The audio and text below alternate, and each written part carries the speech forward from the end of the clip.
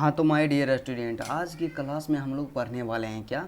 आज की क्लास में हम लोग क्या करेंगे, आज की क्लास में हम लोग पढ़ेंगे क्लास 12 हिंदी का। क्या क्लास 12 हिंदी का 100 मोस्ट इम्पोर्टेंट ऑब्जेक्टिव क्वेश्चन। क्या 100 मोस्ट इम्पोर्टेंट ऑब्जेक्टिव क्वेश्चन। और यदि आप 2025 में क्या है कि और यदि आप 2025 में बोर्ड का एग्ज़ाम देंगे तो मेरे दोस्त आज का जो क्लास है आपके लिए काफ़ी स्पेशल क्लास है। तो आप लोग क्या कीजिएगा, शुरू से लेकर के अंत तक क्लास को ज़रूर कीजिएगा।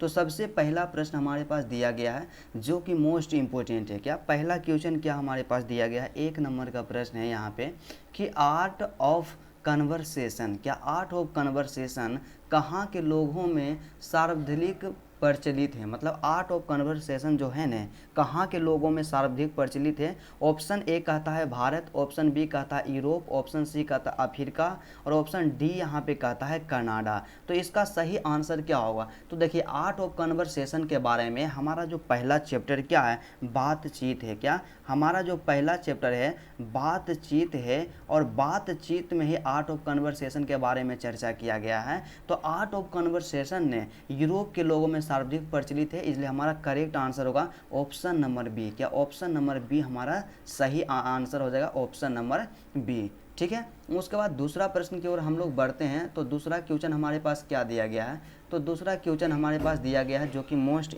इम्पोर्टेंट क्वेश्चन है। तो दूसरा क्वेश्चन क्या है, तो दूसरा क्वेश्चन यहाँ पे दिया गया है जो कि सीधा सा इम्पोर्टेंट है और आपको बता देना चाहते हैं। यदि बिहार बोर्ड एग्ज़ाम में आप एक बेहतर अंक लाना चाहते हैं, जैसे कि 450 अंक लाना चाहते हैं, क्या 450 अंक लाना चाहते हैं या 90%, क्या या 90% अंक लाना चाहते हैं या 95% लाना चाहते हैं, तो मेरे दोस्त आप लोग क्लास को शुरू से लेकर के अंत तक ज़रूर देखिएगा। और यदि आपको थोड़ा सा लगता है कि स्लो पढ़ा रहे हैं तो आप लोग स्पीड को इंक्रीज कर लीजिएगा। क्योंकि क्या कीजिएगा, स्पीड को इंक्रीज ज़रूर कर लीजिएगा। तो सबसे पहला यहाँ पे बात हम लोग करते हैं कि दूसरा क्वेश्चन क्या है। तो दूसरा क्वेश्चन हमारे पास जो दिया गया है काफ़ी मोस्ट इम्पोर्टेंट क्वेश्चन है। तो दूसरा क्वेश्चन क्या है कि गांव का घर शीर्षक कविता, क्या शीर्षक कविता के कवि कौन है। क्या गांव के घर जो शीर्षक कविता है उसके कवि कौन है, इसी को बताना है। तो देखिए गांव के घर जो शीर्षक कविता है उसके कवि हैं ज्ञानेंद्रपति। क्या ज्ञानेंद्रपति, ऑप्शन नंबर यहाँ पे ए जो है बिल्कुल सही आंसर है। और कई बार एग्जाम में लगातार पूछा जा चुका है कि गांव का घर शीर्षक कविता के कवि कौन है, और इसी तरह का प्रश्न आपका 2025 में पूछा जाएगा। क्या 2025 एग्जाम में इसी तरह का प्रश्न, तमाम प्रश्न पूछा जाएगा। उसके बाद अगला प्रश्न की ओर बढ़ते हैं। तो तीसरा प्रश्न हमारे पास दिया गया है, काफ़ी मोस्ट इंपोर्टेंट है। तो तीसरा क्वेश्चन क्या है, तीसरा क्वेश्चन यहाँ से कहता है कि 100 अजान एक सुजान शीर्षक उपन्यास के लेखक कौन है। क्या 100 अजान एक सुजान शीर्षक उपन्यास के लेखक कौन है। तो देखिए 100 अजान एक सुजान शीर्षक उपन्यास के लेखक हैं बाल कृष्ण भट्ट हैं। कौन, बाल कृष्ण भट्ट, ऑप्शन नंबर यहाँ पे सी। क्या ऑप्शन नंबर सी बिल्कुल सही आंसर होगा, बाल कृष्ण भट्ट। क्या हो जाएगा, Bal Krishna Bhatt, option number C. ठीक है, उसके बाद अगला जो चौथा प्रश्न हमारे पास दिया गया है, तो चौथा क्वेश्चन क्या कहता है। तो चौथा क्वेश्चन हमारे पास दिया गया है, काफ़ी मोस्ट इम्पोर्टेंट प्रश्न है। तो चौथा क्वेश्चन क्या है, तो चौथा क्वेश्चन के बारे में बात कर लिया जाए। तो चौथा क्वेश्चन यहाँ पे सीधा सा चौथा क्वेश्चन का मतलब है काफ़ी मोस्ट इम्पोर्टेंट है। थोड़ा सा स्क्रॉल ज़्यादा हो गया था, हम लोग तो इसको सही क्वेश्चन की ओर ले आते हैं। तो चौथा क्वेश्चन क्या कहता है यहाँ से कि बोलने से ही, क्या बोलने से ही मनुष्य के रूप का साक्षात्कार होता है, यह किसने कहा है। क्या बोलने से ही मनुष्य के रूप का साक्षात्कार होता है, यह किसने कहा है। तो ऑप्शन ए कहता है बेन जॉनसन का कहना है, option B Marks Johnson, option C Neil Johnson और ऑप्शन डी कहता है लीन जॉनसन। तो देखिए इसका जो सही आंसर होगा कि बोलने से ही मनुष्य के रूप का क्या होता है, साक्षात्कार होता है। तो यह जो कथन था ने बेन जॉनसन का कथन था। क्या बेन जॉनसन का कथन था। तो ऑप्शन नंबर ए यहाँ पे जो होगा बिल्कुल सही आंसर होगा, बेन जॉनसन। ठीक है, उसके बाद अगला यहाँ पे प्रश्न के बारे में बात किया जाए तो अगला क्वेश्चन, पांचवा क्वेश्चन हमारे पास दिया गया है, काफ़ी मोस्ट इम्पोर्टेंट क्वेश्चन है पांचवा। तो पांचवा क्वेश्चन क्या है, तो पांचवा क्वेश्चन यहाँ से है सीधा सा मोस्ट इम्पोर्टेंट क्वेश्चन है 5 नंबर का। क्या है क्वेश्चन कि बिस्नी कौन है। यहाँ से सीधा सा इसका क्या है कि कि बिस्नी कौन है, सिंपल क्वेश्चन है, बिस्नी कौन है। और कई बार एग्जाम में पूछा गया है, क्या एग्जाम में कई बार पूछा गया है कि बिस्नी कौन है। तो देखिए बिस्नी जो है ना मानक की माँ है, क्या बिस्नी मानक की माँ है। तो ऑप्शन नंबर डी जो होगा आपका बिल्कुल सही आंसर होगा। क्या ऑप्शन नंबर डी जो होगा बिल्कुल सही आंसर होगा कि बिस्नी जो है मानक की माँ है। क्या है, बिस्नी जो है मानक की माँ है। उसके बाद छठा प्रश्न के बारे में बात किया जाए तो यहाँ पे छठा क्वेश्चन क्या कहता है। तो छठा क्वेश्चन का कहना है कि लेखक शब्द का स्त्रीलिंग रूप क्या होगा। तो हम लोग जानते हैं कि लेखक का स्त्रीलिंग रूप क्या होता है, लेखिका होता है। ऑप्शन नंबर यहाँ पे बी, क्या option number B is the correct answer. लेखक का जो स्त्रीलिंग रूप होता है लेखिका होता है। क्या लेखिका होता है। उसके बाद अगला प्रश्न के बारे में बात किया जाए तो यहाँ पे सातवां प्रश्न दिया गया है जो कि काफ़ी मोस्ट इम्पोर्टेंट प्रश्न है।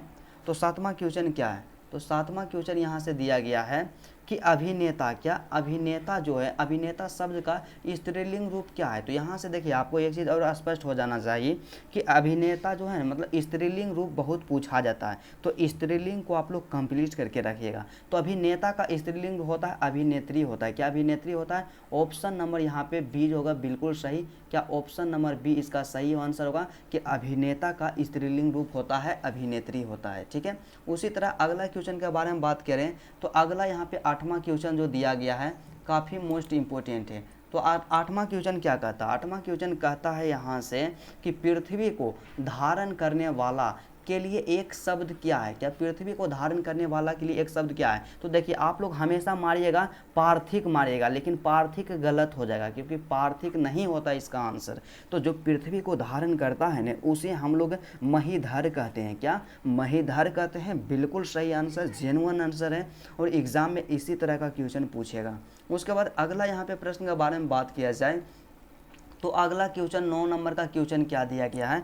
तो 9 नंबर का क्वेश्चन का कहना है कि अज्ञेय का पूरा नाम क्या है। क्या अज्ञेय का पूरा नाम क्या है। तो देखिए अज्ञेय का जो पूरा नाम है सच्चिदानंद हीरानंद वत्सायन अज्ञेय है। क्या सच्चिदानंद हीरानंद वत्सायन अज्ञेय है। और बिहार बोर्ड एग्जाम के द्वारा पूछा हुआ क्वेश्चन है, इसलिए आप इसको स्टार मार्क कर दीजिएगा कि अज्ञेय का जो पूरा नाम है सच्चिदानंद हीरानंद वत्सायन अज्ञेय है। ठीक है। उसके बाद अगला प्रश्न के बारे में बात किया जाए तो 10वां प्रश्न क्या है। तो 10वां प्रश्न देखिए, तो 10वां प्रश्न यहाँ से हम लोग देखते हैं तो 10वां क्वेश्चन क्या कहता है।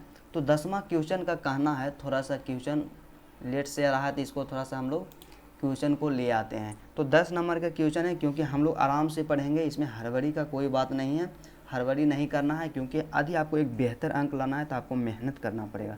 तो 10 नंबर का क्वेश्चन यहाँ पे दिया गया है कि अज्ञेय का पूरा नाम क्या है। क्या अज्ञेय का पूरा नाम क्या है। ये तो हम देख ही लें कि सच्चिदानंद हीरानंद वत्सायन अज्ञेय है। तो नेक्स्ट क्वेश्चन की ओर बढ़ते हैं, 11 नंबर के क्वेश्चन की ओर बढ़ते हैं। तो 11 नंबर का क्वेश्चन का कहना है, क्या 11 नंबर का जो क्वेश्चन है उसका कहना क्या है।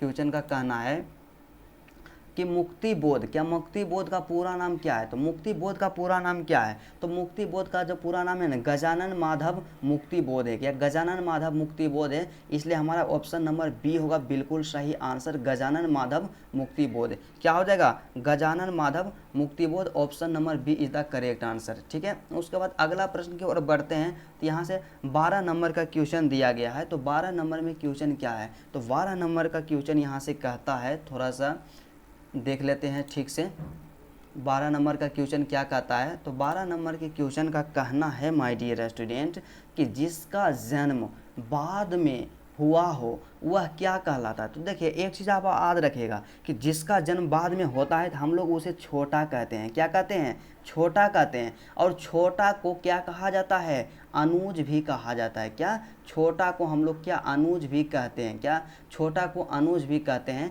इसलिए इसका करेक्ट आंसर हो जाएगा ऑप्शन नंबर सी हो जाएगा। क्या हो जाएगा, अनुज। क्या ऑप्शन नंबर सी हो जाएगा, अनुज हो जाएगा। ठीक है। उसके बाद अगला प्रश्न के बारे में बात किया जाए जो कि 13 नंबर का क्वेश्चन है। तो 13 नंबर का क्वेश्चन क्या कहता है। तो 13 नंबर के क्वेश्चन का कहना है कि निम्न में से शुद्ध शब्द कौन है, मतलब शुद्ध शब्द को पहचानना है। तो यहाँ से सीधा सा स्पष्ट होता है कि आपका जो एग्ज़ाम 2025 में होगा, क्या 2025 में एग्ज़ाम होगा उसमें शुद्ध शब्द भी पूछा जाएगा। इसलिए आपको शुद्ध शब्द भी कंप्लीट करके रखना है, तैयार करके रखना है, क्योंकि यदि आपको बेहतर अंक लाना है तो बार बार हम आपको याद दिलाते हैं कि आपको मेहनत बेहतर जरूर करना पड़ेगा। तो देखिए यहाँ पे शुद्ध शब्द यहाँ पे प्रसन्न यहाँ लिखा हुआ गलत है, पुस्तक भी गलत है, अंधेरा भी गलत है। तो यहाँ पे ऑप्शन नंबर बी जो दिया गया है स्वर्ग जो है बिल्कुल सही आंसर है। Option number B is the correct answer. क्या option number B is the correct answer. उसके बाद अगला प्रश्न के बारे में बात करते हैं। तो यहाँ पे 14 नंबर का क्वेश्चन जो दिया गया है काफ़ी मोस्ट इंपॉर्टेंट क्वेश्चन है। तो क्वेश्चन क्या कहता है माय डियर स्टूडेंट, तो क्वेश्चन का कहना है कि निम्न में से शुद्ध वाक्य क्या है। तो मतलब सीधा देखिए ना, शुद्ध ही शब्द को पहचानना है। तो सब में आप देखिएगा इसमें भी वाल्मीकि लिखा हुआ, इसमें भी वाल्मीकि, इसमें भी वाल्मीकि और इसमें भी वाल्मीकि। लेकिन वाल्मीकि का जो शुद्ध रूप होता है लिखा हुआ कौन होता है। तो देखिए वाल्मीकि जो लिखाता है ना इस तरह से लिखाता है। ऑप्शन नंबर सी इसका सही आंसर होगा। तो आप लोग शुद्धि और अशुद्धि को भी ध्यान रखिएगा कि शुद्ध कौन होता है। ठीक है, वाल्मीकि। और ये वाल्मीकि जो है ना कई बार एग्जाम में पूछा जा चुका है और आपको हम हमेशा बताते हैं वाल्मीकि इस तरह से होगा। इसको थोड़ा सा आप लोग ध्यान में रख लीजिएगा। ऐसे भी इजी प्रश्न है, इसमें दिक्कत नहीं होगा।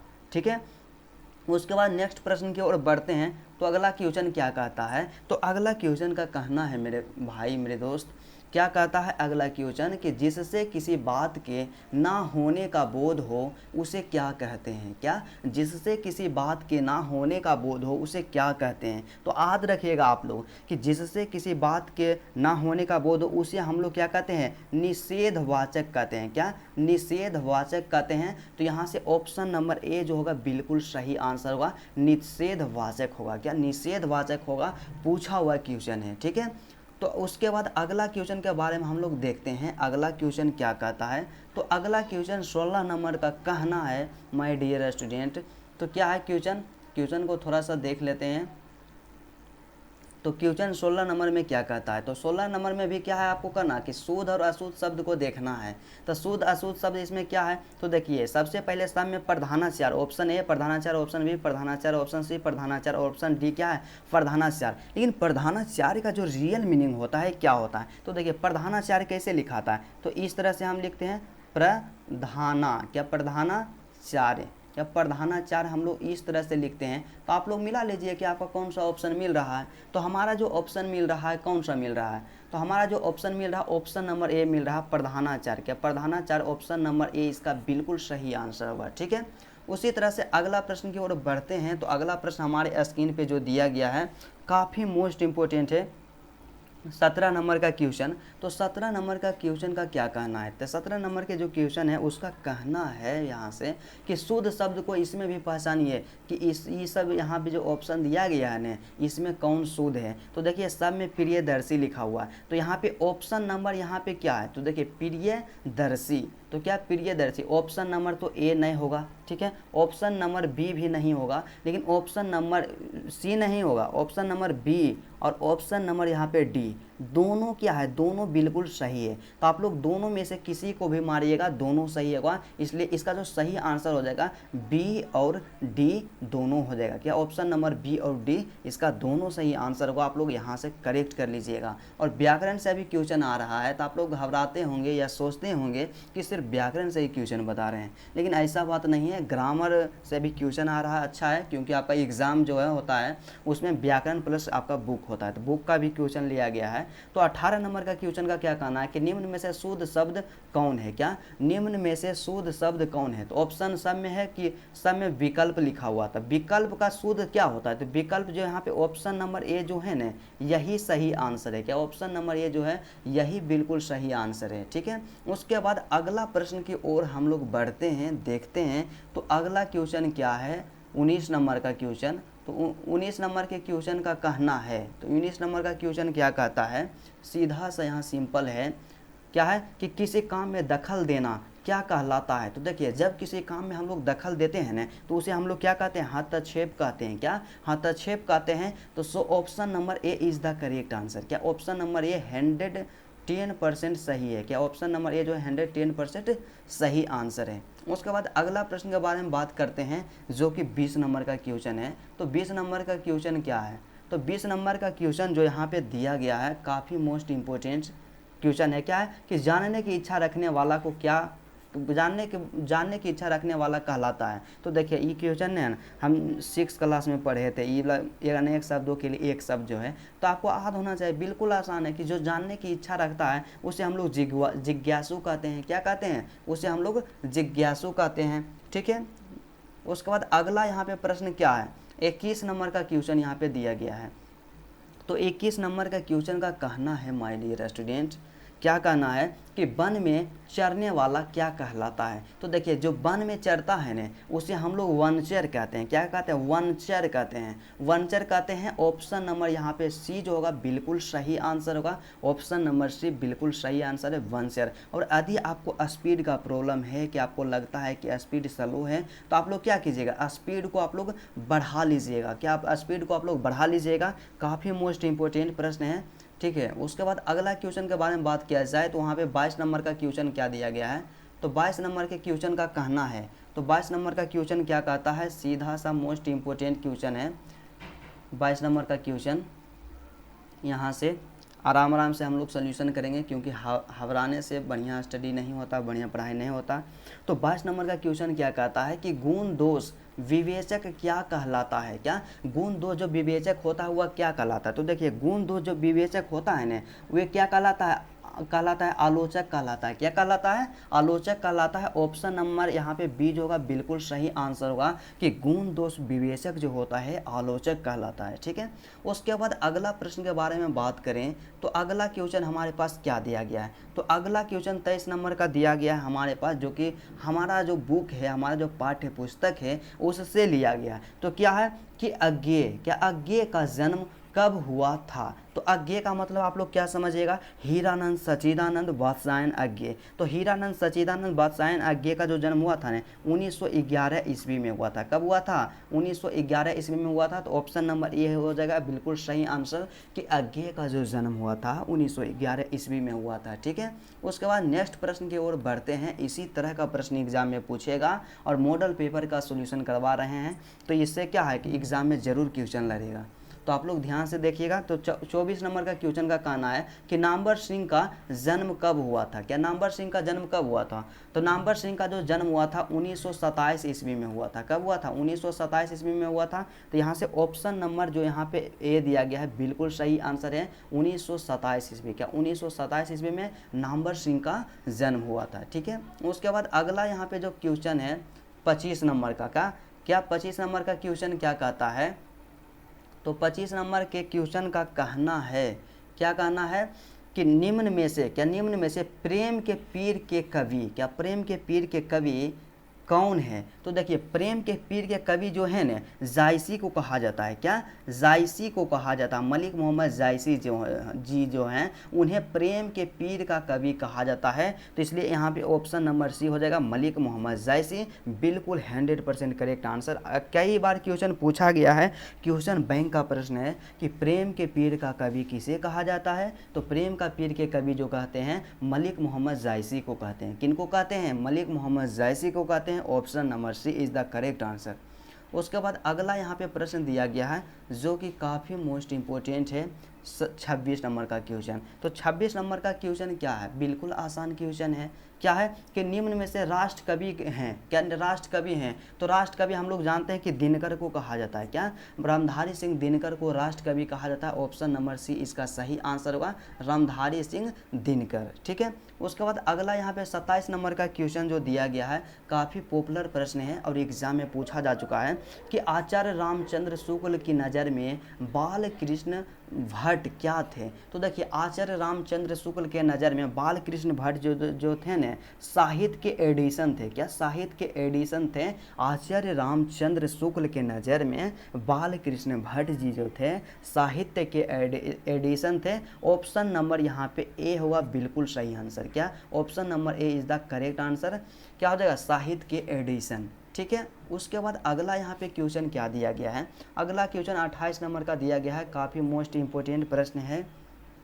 तो 28 नंबर का क्वेश्चन क्या है कि निम्न में से लोक नायक शब्द किनके लिए प्रयोग किया जाता है। क्या लोकनायक शब्द किनके लिए प्रयोग किया जाता है। तो लोकनायक ने हम लोग कहते हैं जयप्रकाश नारायण को। क्या जयप्रकाश नारायण को। ऑप्शन नंबर यहाँ पे सी बिल्कुल सही आंसर होगा कि जयप्रकाश नारायण। क्या जयप्रकाश नारायण को लोकनायक कहा जाता है, ठीक है। उसके बाद अगला यहाँ पे प्रश्न दिया गया है, काफ़ी मोस्ट इम्पोर्टेंट प्रश्न है 29 नंबर का क्वेश्चन। तो 29 नंबर का क्वेश्चन में है क्या है यहाँ से ध्यान दीजिएगा कि निम्न में से ब्रजराज कुंवर कौन है, क्या निम्न में से ब्रजराज कुंवर कौन है। तो देखिए आप लोग चैप्टर जब पढ़े होंगे कि जागिए है ब्रजराज कुंवर है, क्या जागिए है ब्रजराज कुंवर, सूरदास कहते हैं प्रथम पद में कहते हैं कि जागिए है ब्रजराज कुंवर। तो किनको कहते हैं, तो कृष्ण भगवान को कहते हैं। किनको कहते हैं, कृष्ण भगवान को कहते हैं। Option number C is the correct answer कि ब्रजराज कुंवर किनको कहा जाता है,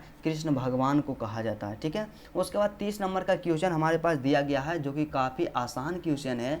तो क्वेश्चन क्या दिया गया है कि सूरसागर के रचनाकार कौन है, क्या सूरसागर के रचनाकार कौन है, काफ़ी मोस्ट इंपोर्टेंट प्रश्न है, क्या काफ़ी मोस्ट इंपोर्टेंट प्रश्न है। तो देखिए सूरसागर के रचनाकार, तो यहाँ से देखिए क्वेश्चन में ही आंसर छुपा हुआ, तो यहाँ पे क्या लगा हुआ है, सूर। तो सूर से याद रखिएगा आप लोग सूरदास, क्या सूर से आप लोग याद रखिएगा सूरदास। ऑप्शन नंबर यहाँ पे जो होगा बी बिल्कुल सही आंसर होगा सूरदास। ठीक है, उसके बाद अगला यहाँ पे प्रश्न जो दिया गया है 31 नंबर का क्वेश्चन। तो 31 नंबर का क्वेश्चन जो दिया गया है, तो 31 नंबर के क्वेश्चन का कहना है कि करबक, क्या करबक में कौन सी बात पाई जाती है। तो देखिए करबक में कौन सी बात पाई जाती है, प्रेम की महिमा की, या ईश्वर की महिमा की, या मानव की महिमा की, या दानव की महिमा की। तो यहाँ पे करबक जो है ना, करबक में किसकी बात पाई जाती है, प्रेम की महिमा की बात पाई जाती है। किसके बाद, प्रेम की महिमा की बात पाई जाती है। इसलिए option number A is the correct answer. क्या हो जाएगा, ऑप्शन नंबर ए बिल्कुल सही आंसर होगा, प्रेम की महिमा की बात करबक में पाई जाती है। उसके बाद अगला यहाँ पे क्वेश्चन जो दिया गया है काफ़ी मोस्ट इंपॉर्टेंट और पॉपुलर क्वेश्चन है, ये 32 नंबर का क्वेश्चन। तो 32 नंबर का क्वेश्चन का क्या कहना है, तो 32 नंबर का क्वेश्चन जो है काफ़ी मोस्ट इंपॉर्टेंट है। तो 32 नंबर का क्वेश्चन में क्या है दिया हुआ, काफ़ी आसान प्रश्न है कि नामवर सिंह के, क्या है यहाँ से ध्यान रखिएगा आप लोग, क्या है फिर से देखिएगा, नामवर सिंह के, काफ़ी मोस्ट इम्पोर्टेंट प्रश्न है, नामवर सिंह के गुरु कौन थे। तो नामवर सिंह के गुरु कौन थे, देखिए नामवर सिंह के गुरु जो थे ना हजारी प्रसाद द्विवेदी जी थे। कौन थे, Hazari Prasad Dwivedi. Option number A इसका सही आंसर होगा कि नामवर सिंह के गुरु कौन थे, हजारी प्रसाद द्विवेदी थे। कौन थे, हजारी प्रसाद द्विवेदी थे। काफ़ी मोस्ट इंपॉर्टेंट क्वेश्चन है हजारी प्रसाद द्विवेदी, क्या, इसलिए इसका सही आंसर हो जाएगा हजारी प्रसाद द्विवेदी, बिल्कुल सही आंसर हो जाएगा। ठीक है, उसके बाद अगला प्रश्न की ओर बढ़ते हैं। तो अगला क्वेश्चन हमारे पास क्या दिया गया है, तो 33 नंबर के क्वेश्चन जो हमारे पास दिया गया है काफ़ी मोस्ट इम्पोर्टेंट है, क्या, काफ़ी मोस्ट इम्पोर्टेंट प्रश्न है। यहाँ पे 33 नंबर का क्वेश्चन है कि कमायनी के रचयिता कौन है। तो कमायनी के रचयिता कौन है, तो कमायनी के जो रचयिता है ना जयशंकर प्रसाद है। ऑप्शन नंबर यहाँ पे ए मार दीजिएगा, जयशंकर प्रसाद जी जो हैं कमायनी के रचयिता है, क्या, कमायनी के रचयिता जयशंकर प्रसाद हैं।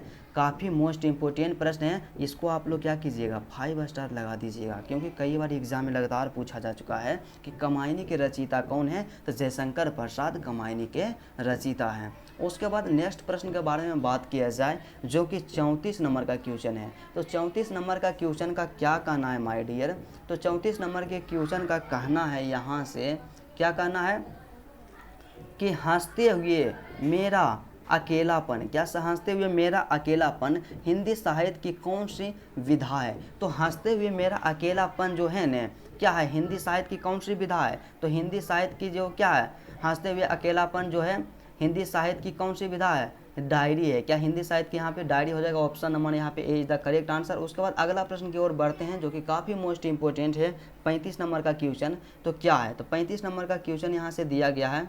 35 नंबर का क्वेश्चन क्या है कि निम्न में से क्या है, यहाँ से ध्यान दीजिएगा आप लोग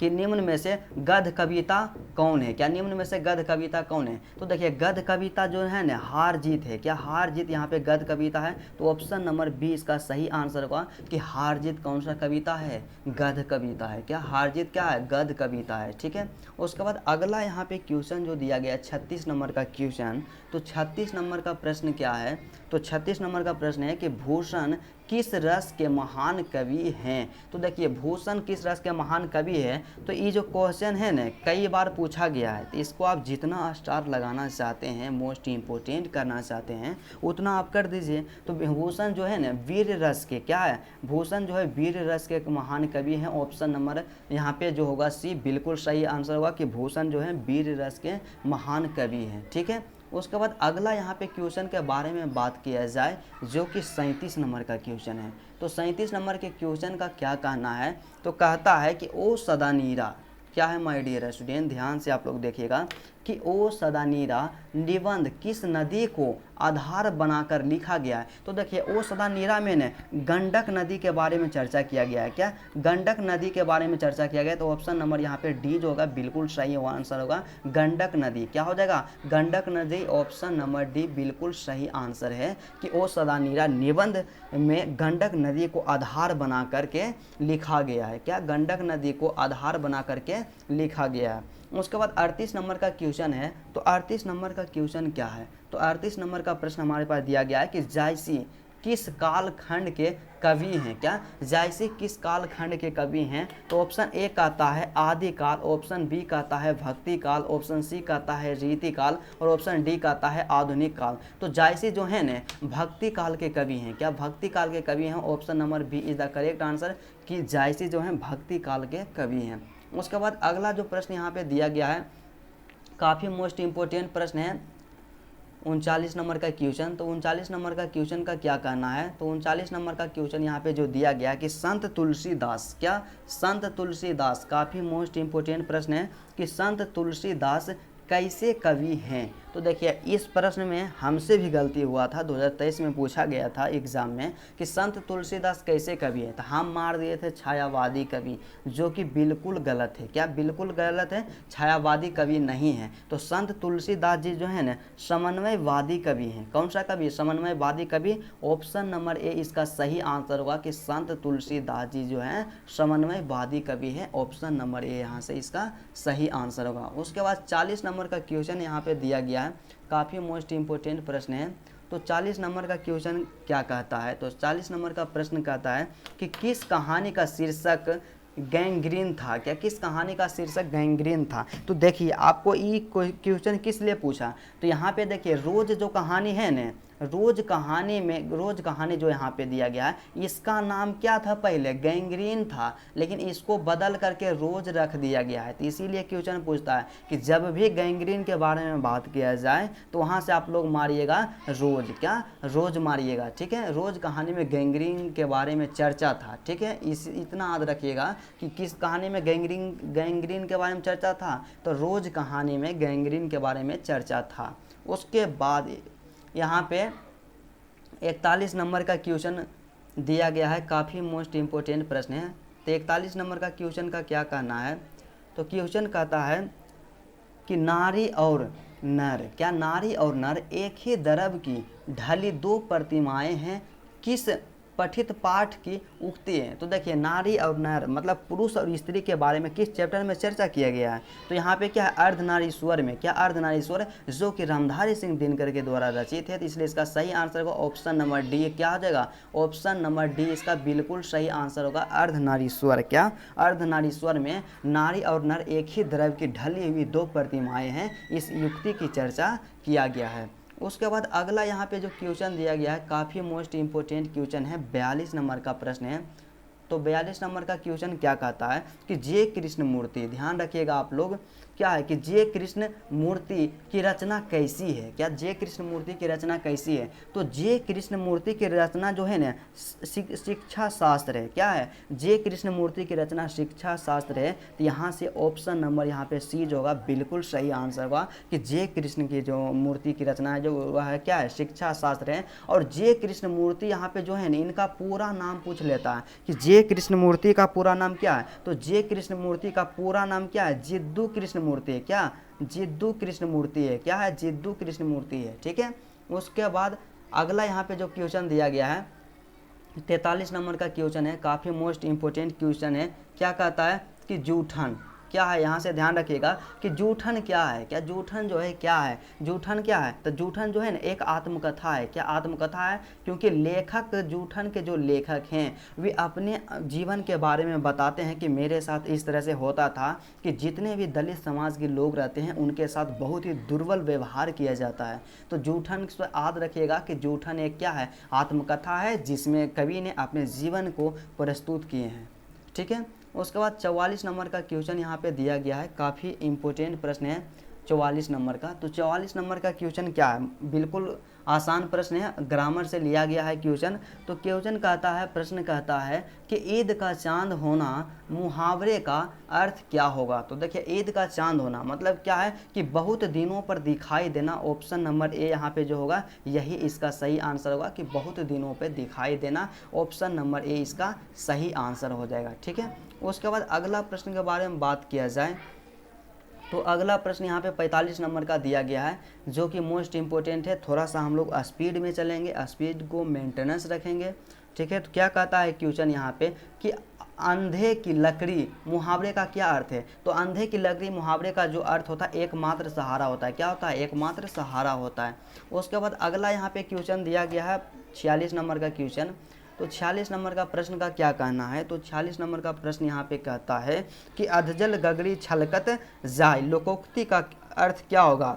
तो अधजल गगरी छलकत जाए लोकोक्ति का जो अर्थ होगा ना, आवश्यकता से अधिक प्रदर्शन करना। क्या, आवश्यकता से अधिक प्रदर्शन करना। Option number A is the correct answer, ठीक है। उसके बाद अगला जो यहाँ पे दिया गया है 47 नंबर का क्वेश्चन क्या है।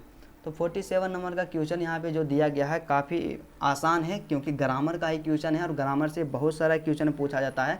यदि हिंदी आपका जो है ना, हिंदी में 100 को ऑब्जेक्टिव पूछेगा तो एकरा में से देखिए इस एकरा में 2 से रहेगा, इसमें से रहेगा 60 को आपका ग्रामर से और 40 को क्वेश्चन रहेगा आपका किताब से। तो सोचिए 20-20 क्वेश्चन ज़्यादा पूछता है ग्रामर से, ठीक है। तो इस यहाँ पे क्या है कि नाच न जाने आंगन टेढ़ा लोकोक्ति का क्या अर्थ है। तो देखिए नाच न जाने आंगन टेढ़ा अक्सर गांव में कहा जाता है कि नाच न जाने आंगन टेढ़ा। इसका मतलब क्या होता है कि बहाना करना। क्या, बहाना करना होता है, इसका सही आंसर हो जाएगा। क्या हो जाएगा, बहाना करना या बयानबाजी करना। यहाँ पे थोड़ा सा इसमें कन्फ्यूज है, आप दोनों में से कोई भी कर लीजिएगा तो बिल्कुल सही होगा। लेकिन यहाँ से ऑप्शन नंबर यही बिल्कुल सही होगा कि बहाना करना होता है। क्या, बहाना करना होता है, ठीक है। उसके बाद अगला जो यहाँ पे क्वेश्चन दिया गया है 48 नंबर का, 48 नंबर का क्वेश्चन है। तो 48 नंबर का प्रश्न क्या कहता है।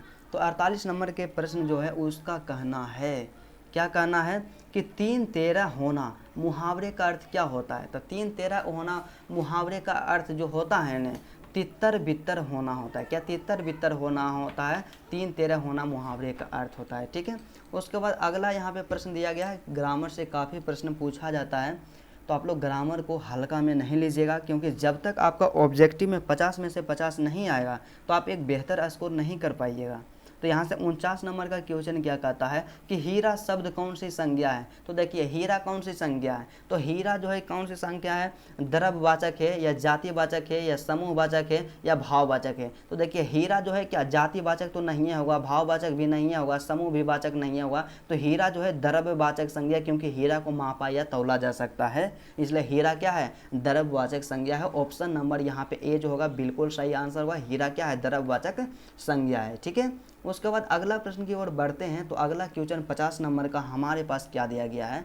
तो 50 नंबर का क्वेश्चन का कहना है, काफ़ी मोस्ट इंपोर्टेंट है और व्याकरण से एक क्वेश्चन है। तो क्या कहता है कि बुढ़ापा, क्या बुढ़ापा शब्द में क्या कौन सी संज्ञा है। तो देखिए बुढ़ापा क्या है, तो बुढ़ापा जो है व्यक्ति की एक अवस्था है। तो जब भी अवस्था रहता है तो वहाँ से आप लोग मार दीजिएगा भाववाचक संज्ञा। क्या, भाववाचक संज्ञा, क्योंकि बुढ़ापा को ना तो हम माप सकते हैं, ना ही गिन सकते हैं और ना ही किसी खास आदमी का नाम है। तो यहाँ से क्या हो जाएगा, ऑप्शन नंबर ये हो जाएगा, बुढ़ापा क्या है, भाववाचक संज्ञा है। Option number A is the correct answer. बुढ़ापा क्या है, भाववाचक संज्ञा, ठीक है। उसके बाद अगला यहाँ पे जो प्रश्न दिया गया है काफ़ी मोस्ट इम्पोर्टेंट है, 51 नंबर का क्वेश्चन। तो 51 नंबर का क्वेश्चन क्या कहता है। तो 51 नंबर का क्वेश्चन का कहना है काफ़ी आसान है। पर्यायवाची शब्द यहाँ पे दिया गया है कि सुंदर का पर्यायवाची क्या होगा। क्या, सुंदर का पर्यायवाची क्या होगा। तो सुंदर का जो पर्यायवाची होता है ना, ललित होता है। क्या, सुंदर का पर्यायवाची ललित होता है। Option number A is the correct answer. सुंदर का पर्यायवाची ललित हो जाएगा। काफ़ी आसान प्रश्न है और यह सब जितना भी प्रश्न है सब बिहार बोर्ड एग्जाम के द्वारा पूछा जा चुका है। तो यहाँ से क्या हो जाएगा, अगला प्रश्न जो है 53 नंबर का क्वेश्चन क्या कहता है। तो अगला क्वेश्चन यहाँ से लिया गया है, काफ़ी मोस्ट इम्पोर्टेंट है। क्या है कि संबत शब्द का संधि विच्छेद क्या होगा, क्या संबत शब्द का संधि विच्छेद क्या होगा, तो संबत शब्द का जो संधि विच्छेद होगा ने समधनवत होगा। क्या होगा, यहाँ से आप लोग ध्यान रखिएगा कि संबत का संधि विच्छेद समधनवत होगा। क्या समधनवत होगा संबत का संधि विच्छेद, इसलिए ऑप्शन नंबर यहाँ पे जो बी दिया गया है बिल्कुल सही आंसर है। संबत का संधि विच्छेद जो होता है समधनवत होता है। क्या समधनवत होता है, ऑप्शन नंबर बी। उसके बाद अगला जो यहाँ पे प्रश्न दिया गया है काफ़ी इंपॉर्टेंट है, 54 नंबर का क्वेश्चन। तो 54 नंबर का क्वेश्चन क्या दिया गया है, तो 54 नंबर का क्वेश्चन का कहना है, जो कि काफ़ी आसान प्रश्न है, क्या है कि नायक शब्द का संधि विच्छेद क्या होगा। तो नायक का संधि विच्छेद जो होगा ने नए धन, क्या यहाँ से याद रखिएगा, नए धन यक होगा। क्या होगा, नए धन यक होगा नायक का संधि विच्छेद। तो यहाँ से ऑप्शन नंबर ए बिल्कुल सही है, नए धन एक। क्या, नए धन एक इसका सही आंसर होगा, नायक का संधि विच्छेद। ठीक है, इसी तरह का क्वेश्चन पूछा जाता और मेरा ऐसा मानना है और मेरा ऐसा कहना है कि आप केवल 5 सेट इस तरह से 100 प्रश्न का आप जब लगाइएगा ने मॉडल पेपर का, तो एग्ज़ाम में आपको 50 में से 50 अंक लाने से आपको कोई नहीं रोक सकता। आप इतना ज़रूर स्कोर कीजिएगा और आपको पता होना चाहिए कि यदि आपका ऑब्जेक्टिव 50 में 50 आप नहीं लाइएगा तो आपको एक बेहतर अंक नहीं आएगा। तो आप लोग इतना ध्यान रखिएगा कि हमें ऑब्जेक्टिव में स्कोर करना है 50 आउट ऑफ 50। उसके बाद 55 नंबर का क्वेश्चन दिया गया है। तो 55 नंबर का क्वेश्चन क्या है, काफ़ी आसान है, ग्रामर से है कि सभा शब्द क्या है। क्या सभा शब्द क्या है, तो सभा शब्द क्या है, तो सभा क्या है, पुल्लिंग है या स्त्रीलिंग है या उभयलिंग है या इनमें से कोई नहीं। तो देखिए सभा क्या है, तो सभा जो है ना, आप लोग याद रखिएगा कि कोई भी शब्द के यहाँ पे, क्या कोई भी शब्द के यहाँ पे एक पहिया लगा रहे ना, तो हमेशा होगा स्त्रीलिंग होगा। क्या होगा, हमेशा स्त्रीलिंग होगा, क्योंकि आकारांत जो होता है इस तरह से लास्ट में रहता है, आ जाता है, तो वहाँ से क्या होगा, स्त्रीलिंग। उसका ट्रिक हम यही बताएं कि यहाँ पे देख लेना शब्द के अंत में एगो आदि पहिया इस तरह से लगा हुआ है, तो वहाँ से समझ जाइएगा कि स्त्रीलिंग होगा। ठीक है, तो ऑप्शन नंबर यहाँ पे बी जो होगा बिल्कुल सही आंसर होगा। ठीक है, उसके बाद अगला यहाँ पे जो प्रश्न दिया गया है 56 नंबर का क्वेश्चन है। तो 56 नंबर का क्वेश्चन का क्या कहना है, तो 56 नंबर का क्वेश्चन कहता है, व्याकरण से ही लिया गया है और इसी तरह का एग्जाम में क्वेश्चन पूछा जाता है। तो क्या कहता है कि उपवन शब्द में उपसर्ग क्या है, उपवन शब्द में उपसर्ग क्या है। तो उपवन शब्द में उपसर्ग क्या है, तो आप लोग जानिएगा, हमारे पास जो शब्द दिया गया है उपवन दिया गया है। क्या दिया गया, उपवन। तो उपसर्ग किसे कहते हैं, तो उपसर्ग वैसा शब्द होता है जो किसी शब्द के शुरू में लगल रहता है। तो देखिए वन के शुरू में क्या लगा हुआ है, उप, तो यहाँ से उपसर्ग क्या हो जाएगा, उपसर्ग है। ऑप्शन नंबर यहाँ पे ए होगा बिल्कुल सही आंसर कि उपवन में उपसर्ग है। क्या है, उपवन में उपसर्ग है। उसके बाद अगला जो प्रश्न दिया गया 58 नंबर का क्वेश्चन है। तो 58 नंबर का क्वेश्चन का क्या कहना है, तो क्वेश्चन कहता है, मोस्ट इम्पोर्टेंट प्रश्न है कि प्रतिनिधि शब्द में उपसर्ग क्या है। तो देखिए प्रतिनिधि शब्द में प्रति उपसर्ग है। क्या है, प्रति उपसर्ग है। तो यहाँ से ऑप्शन नंबर ए इसका सही आंसर होगा कि प्रतिनिधि में कौन सा उपसर्ग है, प्रति उपसर्ग है। कौन सा उपसर्ग है, प्रति उपसर्ग है। उसके बाद अगला प्रश्न के बारे में बात किया जाए जो कि काफ़ी मोस्ट इम्पोर्टेंट है। तो क्वेश्चन क्या कहता है कि टिकाऊ, क्या टिकाऊ शब्द में प्रत्यय क्या है। तो देखिए प्रत्यय क्या है, तो क्या है, तो प्रत्यय जो रहता है ना, प्रत्यय वह शब्द का खंड या टुकड़ा है जो कि किसी शब्द के पीछे में लगता है। क्या लगता है, पीछे में जो लगेगा उसे हम लोग प्रत्यय कहेंगे, और जो किसी शब्द के शुरू में लगता है उसे हम लोग उपसर्ग के नाम से जानते हैं। तो टिकाऊ में आऊ प्रत्यय लगा हुआ है। ऑप्शन नंबर बी जो इसका होगा बिल्कुल सही आंसर होगा, टिकाऊ में। ठीक है, उसके बाद अगला प्रश्न हमारे पास दिया गया है 60 नंबर का क्वेश्चन है, काफ़ी मोस्ट इम्पोर्टेंट प्रश्न है। तो 60 नंबर का क्वेश्चन क्या है, तो 60 नंबर का क्वेश्चन प्रत्यय से ही लिया गया है। तो क्वेश्चन क्या कहता है, काफ़ी मोस्ट इम्पोर्टेंट है, थोड़ा सा स्क्रॉल हो गया है, यहाँ से ध्यान रखिएगा। तो 60 नंबर का क्वेश्चन का कहना है कि पढ़ाई शब्द में प्रत्यय क्या है। तो पढ़ाई, तो पढ़ाई के अंत में क्या लगा हुआ है, एक पहिया का मतलब क्या समझिएगा, ये आप एक पहिया का मतलब क्या समझिएगा, यहाँ से सीधा सा ध्यान रखिएगा, पढ़ाई, तो ढाई यहाँ पे प्रत्यय लगा हुआ। ऑप्शन को आप लोग देख करके मारिएगा। ठीक है, तो यहाँ पे क्या ढाई प्रत्यय लगा हुआ है पढ़ाई में। ठीक है, उसके बाद अगला यहाँ पे प्रश्न जो दिया गया है काफ़ी मोस्ट इम्पोर्टेंट है। तो अगला क्वेश्चन क्या कहता है, 61 नंबर का क्वेश्चन का कहना है जो कि काफ़ी मोस्ट इंपॉर्टेंट है, आकाश शब्द का विलोम क्या होता है। तो आकाश का विलोम हम लोग जानते हैं पाताल होता है, बिल्कुल आसान प्रश्न है, एग्ज़ाम में पूछा गया था। उसके बाद अगला जो प्रश्न है 62 नंबर का क्वेश्चन क्या है।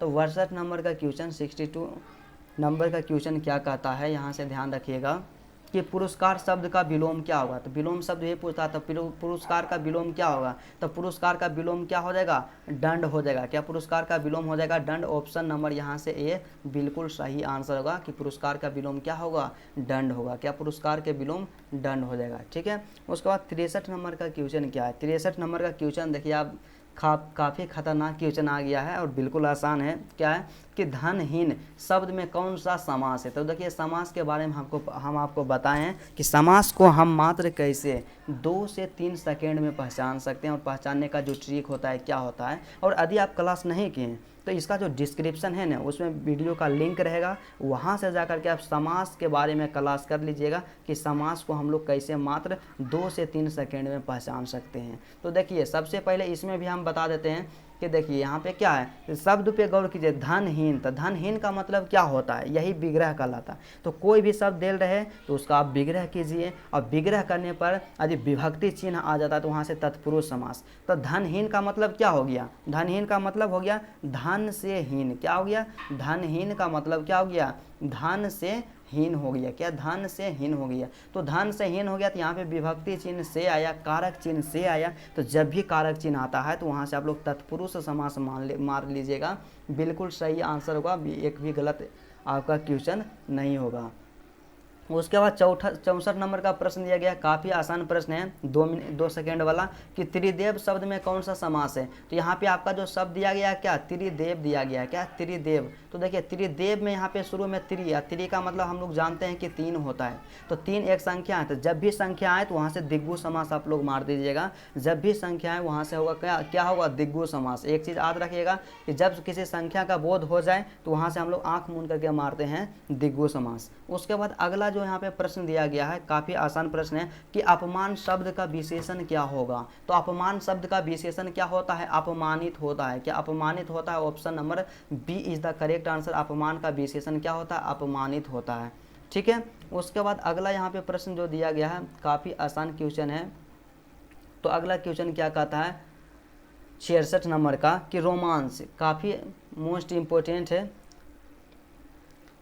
आप लोग थोड़ा सा देख लीजिएगा इसको। क्वेश्चन क्या है कि रोमांच शब्द का विशेषण क्या होता है। तो रोमांच का विशेषण जो क्या होता है, रोमांचित होता है। क्या होता है, रोमांचित। ऑप्शन नंबर ये इसका सही आंसर होगा कि रोमांच का विशेषण क्या होता है, रोमांचित होता है। क्या होता है, रोमांचित होता है। उसके बाद अगला जो यहाँ पे प्रश्न दिया गया है 67 नंबर का क्वेश्चन। तो 67 नंबर का क्वेश्चन क्या है, सर्वनाम से क्वेश्चन है। तो सर्वनाम से कैसा क्वेश्चन है भाई, तो सर्वनाम से क्वेश्चन है कि सर्वनाम के कितने भेद होते हैं। तो हम लोग जानते हैं कि सर्वनाम के 6 भेद होते हैं। यहाँ पे ऑप्शन नंबर सी इसका सही आंसर होगा कि सर्वनाम के कितने भेद होते हैं, 6।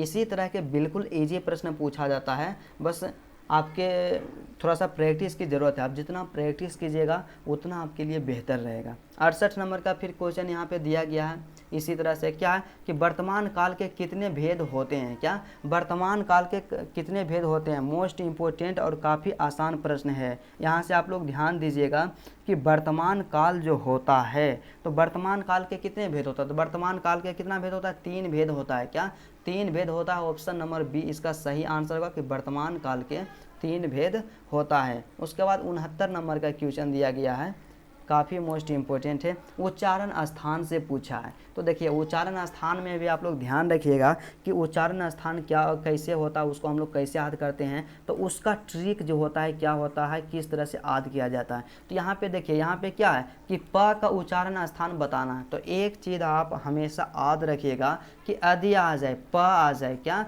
यदि प आ जाए अब ब आ जाए, तो ये दोनों का उच्चारण स्थान जो होगा ने ओष्ठ होगा। क्या होगा, ओष्ठ होगा। प और ब का उच्चारण स्थान क्या होता है, ओष्ठ होता है। और टवर्गी यहाँ पे न जो रहता है ना का उच्चारण स्थान क्या होता है, यहाँ से ध्यान रखिएगा तालु। लेकिन आप लोग 2 चीज़ याद रखिए, प और ब का उच्चारण स्थान क्या होता है, ओष्ठ होता है। क्या, ओष्ठ होता है, ठीक है।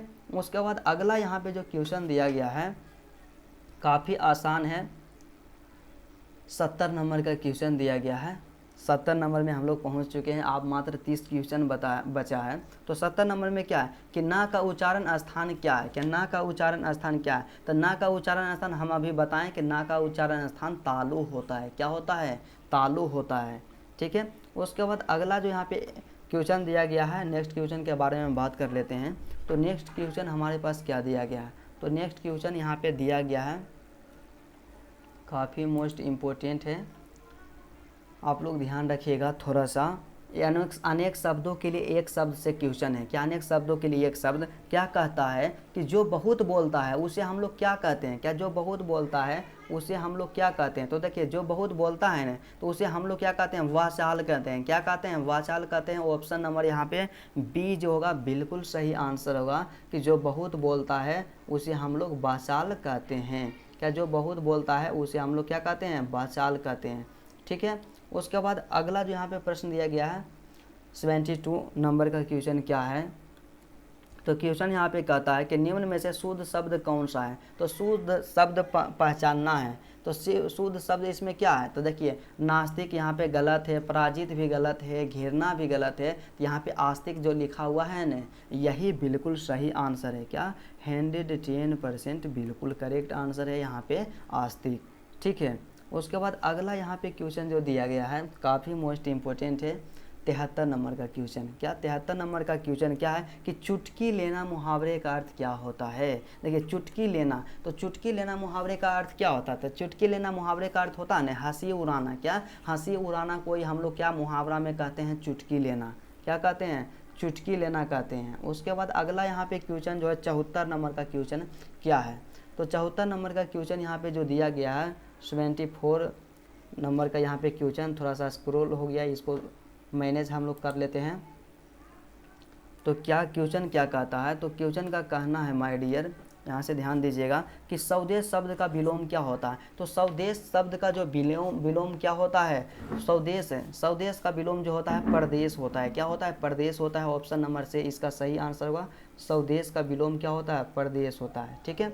उसके बाद अगला यहाँ पे 75 नंबर का क्वेश्चन है, क्या है कि कवि श्रेष्ठ क्या है, कवि श्रेष्ठ शब्द कौन सा समास है। तो देखिए कवि श्रेष्ठ, तो कवि श्रेष्ठ का मतलब क्या हो गया, कवि श्रेष्ठ का जब आप विग्रह कीजिएगा या इसका मतलब सीधा सा समझिएगा ना कि यहाँ पे जो शब्द दिया गया है कवि श्रेष्ठ, इसका मतलब होता है क्या। तो कवि श्रेष्ठ का मतलब होता है कि जो कवियों में श्रेष्ठ होता है। तो कवियों में, तो देखिए विभक्ति कारक चिन्ह क्या आ गया, में आ गया। तो जब भी कारक चिन्ह आए तो आपको क्या करना है, तत्पुरुष समास को टिक कर देना है, रंग देना है, बिल्कुल सही आंसर होगा।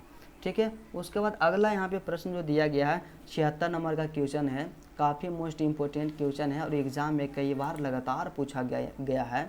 तो क्वेश्चन क्या कहता है, संधि विच्छेद से क्वेश्चन है और आप काफ़ी परेशान करता है। क्वेश्चन क्या है कि हताहत शब्द का संधि विच्छेद क्या है। आप लोग ध्यान रखिएगा कि हताहत जो शब्द है उसका संधि विच्छेद क्या होता है। तो हताहत शब्द का जो संधि विच्छेद होता है हत धन आहत होता है। क्या होता है? हत धन आहत होता है। ऑप्शन नंबर सी यहाँ से बिल्कुल सही आंसर होगा, हत धन आहत, हताहत हो जाएगा। ठीक है।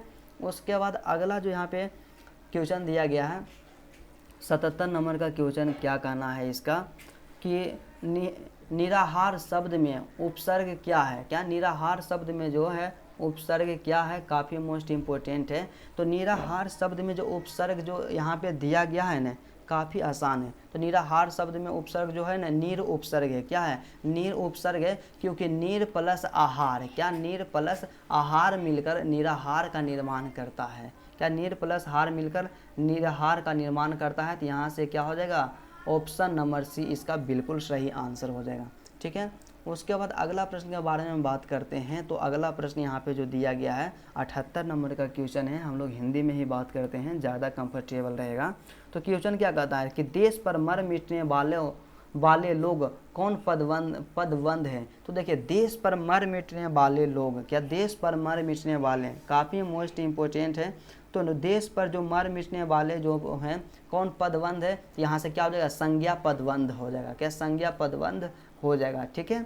उसके बाद अगला यहाँ पे क्या है, अगला प्रश्न के बारे में बात करते हैं। तो वहाँ पे 79 80 आ गया, 79 नंबर हमें लाना है। तो 79 नंबर का क्वेश्चन क्या कहता है, तो 79 नंबर का क्वेश्चन का कहना है कि यह नया माल है। क्या यह नया, यहाँ से ध्यान रखिएगा, इसी तरह का यह नया माल है। इस वाक्य में नया शब्द क्या है? तो देखिए नया शब्द जो है ना एक विशेषण है। क्या है? नया शब्द एक विशेषण है। ऑप्शन नंबर सी इसका बिल्कुल सही आंसर होगा कि नया शब्द क्या है? एक विशेषण है। क्या? नया शब्द एक विशेषण है। काफ़ी आसान प्रश्न है, ठीक है। उसके बाद 80 नंबर का क्वेश्चन यहाँ पे जो दिया गया है, तो 80 नंबर का क्वेश्चन का क्या कहना है? तो 80 नंबर का क्वेश्चन जो है इसका कहना है कि कुछ खा लो किस सर्वनाम का उदाहरण है? तो देखिए कुछ खा लो, तो कुछ खास मतलब निश्चित के बारे में नहीं बता रहा है, निश्चित किसी चीज़ के बारे में नहीं बता रहा है कि तुम जो भी मतलब आम खा लो या कुछ भी खा लो, निश्चित नहीं बोल रहा है कि कुछ खा लो। तो किस सर्वनाम का उदाहरण है? तो निश्चित नहीं बता रहा, तो अनिश्चयवाचक सर्वनाम का उदाहरण है। किस सर्वनाम का उदाहरण है? अनिश्चयवाचक सर्वनाम का उदाहरण है। उसके बाद अगला प्रश्न के बारे में बात किया जाए जो कि काफ़ी मोस्ट इम्पोर्टेंट प्रश्न है।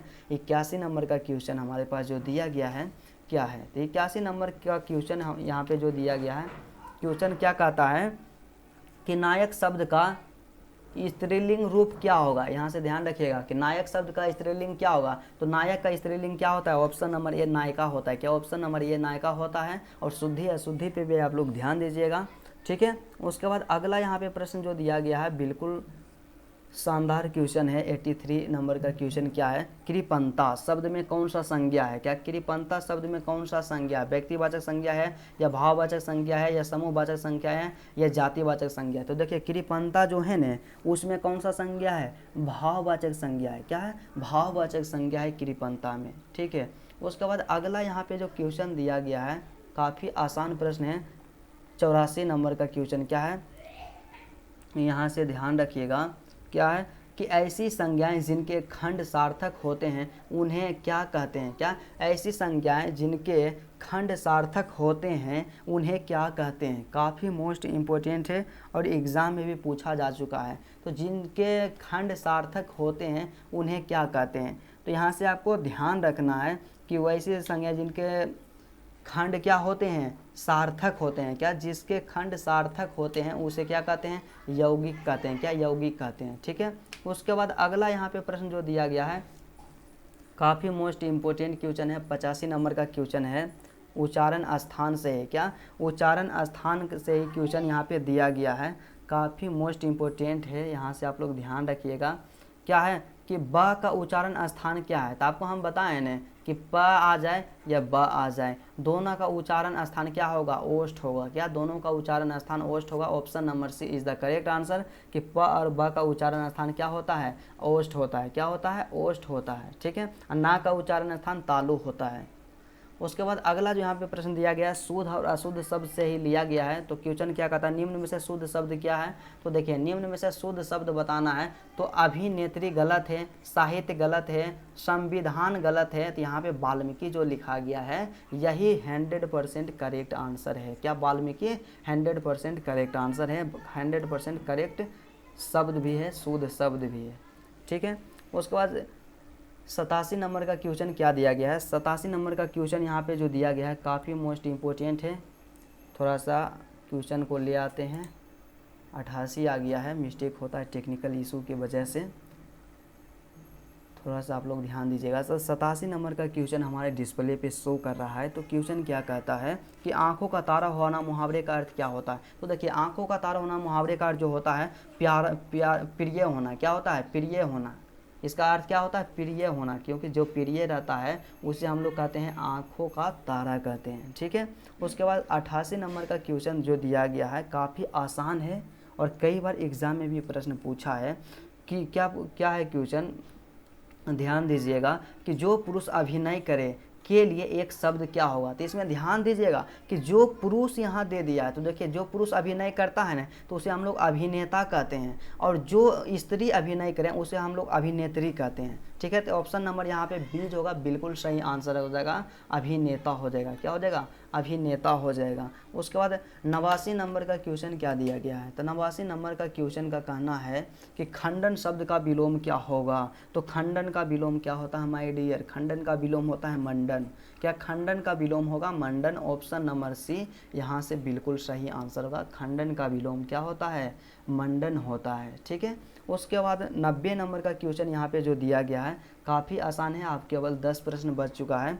क्या क्वेश्चन कहता है कि आज जन्म शब्द में कौन सा समास है। तो देखिए यहाँ पे आज जन्म, यहाँ पे ध्यान दे दीजिएगा, समास के बारे में आपको हम बताएं लेकिन फिर भी यहाँ से देख लीजिएगा। तो जन्म के आगे में क्या लगा हुआ, आ एक क्या है, उपसर्ग है। तो जब किसी शब्द के शुरू में उपसर्ग लगा हुआ रहता है तो वहाँ से आप लोग हमेशा मारिएगा अवयवी भाव समास। क्या अवयवी भाव समास, वहाँ से इसका सही आंसर होगा कि जब किसी शब्द के शुरू में उपसर्ग रहे तो उसे अवयवी भाव समास के नाम से हम लोग जानते हैं। ठीक है, उसके बाद अगला यहाँ पे क्वेश्चन जो दिया गया है काफ़ी आसान है, 91 नंबर का क्वेश्चन। तो 91 नंबर का क्वेश्चन का कहने का मतलब क्या है कि दुस्साहस क्या है। यहाँ से ध्यान रखिएगा कि दुस्साहस शब्द का संधि विच्छेद क्या होगा। क्या दुस्साहस का संधि विच्छेद क्या होगा। तो इसका जो संधि विच्छेद होता है ना, दुह धन, क्या दुह धन साहस होता है। क्या होता है, दुह धन साहस, साहस होता है। तो यहाँ से ऑप्शन नंबर ए इसका सही आंसर होगा कि दुस्साहस का संधि विच्छेद दुह धन साहस, क्या दुह धन साहस हो जाएगा। ठीक है, उसके बाद अगला जो यहाँ पे क्वेश्चन दिया गया 92 नंबर का क्वेश्चन है। तो क्या कहता है क्वेश्चन कि दुर्बल, क्या दुर्बल शब्द का उपसर्ग क्या है। क्या दुर्बल शब्द का उपसर्ग क्या है। तो दुर्बल में उपसर्ग दुर लगा हुआ है। यहाँ से ऑप्शन नंबर बी इसका सही आंसर होगा। बिल्कुल आसान प्रश्न है। तो अगला क्वेश्चन क्या कहता है 93 नंबर का क्वेश्चन, 93 नंबर का क्वेश्चन। तो 93 नंबर के क्वेश्चन का कहना है, तो क्या कहना है इसका क्वेश्चन, तो हिंदी में पदबंध के कितने भेद होते हैं। तो देखिए यहाँ से याद रखिएगा कि हिंदी में पदबंध के 5 भेद होते हैं। क्या होते हैं, 5 भेद। Option number A is the correct answer, 5 भेद। ठीक है, उसके बाद अगला जो क्वेश्चन दिया गया है काफ़ी आसान है कि पुराण शब्द का, यहाँ से ध्यान रखिएगा कि पुराण शब्द का विशेषण क्या होगा। तो पुराण शब्द का विशेषण जो होता है ना पौराणिक होता है। क्या होता है, यहाँ से ध्यान रखिएगा, पुराण शब्द का विशेषण पौराणिक क्या होता है, पौराणिक होता है। ऑप्शन नंबर यहाँ पे ए जो होगा बिल्कुल सही आंसर होगा कि पुराण शब्द का विशेषण क्या होता है, पौराणिक होता है। ठीक है, उसके बाद अगला प्रश्न के बारे में बात किया जाए जो कि 95 नंबर का क्वेश्चन यहाँ पे दिया गया है। तो 95 नंबर का क्वेश्चन क्या कहता है। तो 95 नंबर का क्वेश्चन अभी स्क्रीन पे शो नहीं कर रहा है पर शो करेगा। तो शो कर रहा है क्वेश्चन। तो क्वेश्चन क्या कहता है कि हे भगवान, यहाँ पे योजक चिन्ह भी लगा दिया है। क्या, हे भगवान कह के योजक चिन्ह भी लगा दिया है। इस गरीब की रक्षा कर, क्या इस गरीब की रक्षा कर किस कारक का उदाहरण है। तो देखिए जब भी संबोधन आए ना, संबोधन चिन्ह आ जाए, हे भगवान, हे राम, हे प्रभु, इस तरह से कोई भी आ जाए तो यहाँ से क्या होगा, संबोधन होगा। क्या संबोधन कारक के, क्या संबोधन कारक के उदाहरण है। क्या कौन कारक के, संबोधन कारक के उदाहरण है। ऑप्शन नंबर बी बिल्कुल सही आंसर है आपका। ठीक है, उसके बाद अगला जो यहाँ पे प्रश्न दिया गया है काफ़ी आसान है, 96 नंबर का क्वेश्चन। तो क्वेश्चन क्या कहता है, काफ़ी व्याकरण से प्रश्न लिया गया है, बुक से बताए हैं कि आपको बहुत कम क्वेश्चन मिलेगा। तो क्या है कि सभा शब्द क्या है, स्त्रीलिंग है या पुल्लिंग है या इनमें से कोई नहीं। तो आपको हम बताए थे ना कि कोई भी शब्द के अंत में एगो पहिया इस तरह से रहे तो उसको मार दीजिएगा स्त्रीलिंग। क्या उसको आप सीधा सा स्त्रीलिंग में टिक कर दीजिएगा। सभा क्या है, स्त्रीलिंग है। क्या सभा जो है स्त्रीलिंग है। ठीक है, उसके बाद अगला यहाँ पे जो क्वेश्चन दिया गया है थोड़ा सा ध्यान दीजिएगा, क्वेश्चन क्या कहता है। नेक्स्ट क्वेश्चन जो हमारे पास दिया गया है काफ़ी मोस्ट इम्पोर्टेंट है कि भारतवर्ष कौन संज्ञा है। ध्यान दीजिएगा, क्या है कि भारतवर्ष कौन संज्ञा है। तो संज्ञा से क्वेश्चन पूछा गया। तो भारतवर्ष मतलब किसी खास देश का नाम है। तो यहाँ से क्या हो जाएगा, व्यक्तिवाचक संज्ञा, क्योंकि हम लोग जानते हैं कि किसी खास व्यक्ति, वस्तु, स्थान इत्यादि के नाम को हम लोग क्या कहते हैं, व्यक्तिवाचक संज्ञा कहते हैं। तो यहाँ से क्या हो जाएगा कि भारतवर्ष जो है एक खास देश स्थान का नाम है। तो यहाँ से क्या हो जाएगा, व्यक्तिवाचक संज्ञा। ठीक है, उसके बाद अगला यहाँ पे जो क्वेश्चन दिया गया है काफ़ी मोस्ट इम्पोर्टेंट है, बिल्कुल आसान प्रश्न है। तो क्वेश्चन क्या है माय डियर, 98 नंबर का, 98 नंबर का क्वेश्चन है। ग्रामर से ही क्वेश्चन है। तो ग्रामर से क्वेश्चन क्या लिया गया है कि बादल घिरे और मयूर नाचने लगे, कौन वाक्य है। तो बादल घिरे और मयूर नाचने लगे संयुक्त वाक्य है। कौन सा वाक्य है, संयुक्त वाक्य है, क्योंकि यहाँ पे क्या किया गया, और के द्वारा जोड़ा गया है। और जब भी दो वाक्य को जोड़ा जाता है तो वहाँ से क्या होगा, संयुक्त वाक्य। और संयुक्त का मतलब भी ये होता है कि जोड़ा गया है या जुड़ा हुआ है। ठीक है, ऑप्शन नंबर यहाँ पे सी इसका सही आंसर होगा। ठीक है। उसके बाद अगला जो 99 नंबर का क्वेश्चन दिया गया है, काफ़ी आसान प्रश्न है। तो क्वेश्चन क्या कहता है, तो क्वेश्चन का कहना है, काफ़ी मोस्ट इम्पोर्टेंट है, क्या है कि जिसने एस को प्राप्त किया है उसके लिए एक शब्द क्या है। तो देखिए जो एस को प्राप्त करता है ना, उसे हम लोग एसएसवी कहते हैं। क्या एसएसवी कहते हैं। बिल्कुल सही आंसर होगा कि एस को प्राप्त करने वाले को एसएसवी कहा जाता है। ऑप्शन नंबर यहाँ पे ए जो होगा बिल्कुल सही आंसर होगा। क्या ऑप्शन नंबर ए, आप लोग टिक कर दीजिएगा, रंग दीजिएगा ऑप्शन नंबर ए, ठीक है। उसके बाद लास्ट प्रश्न जो हमारे पास दिया गया है, काफ़ी मोस्ट इम्पोर्टेंट प्रश्न है। तो लास्ट प्रश्न क्या कहता है, तो लास्ट क्वेश्चन जो हमारे पास दिया गया है 100 नंबर का क्वेश्चन है। क्या है 100 नंबर का क्वेश्चन, यहाँ से आप लोग ध्यान दीजिएगा।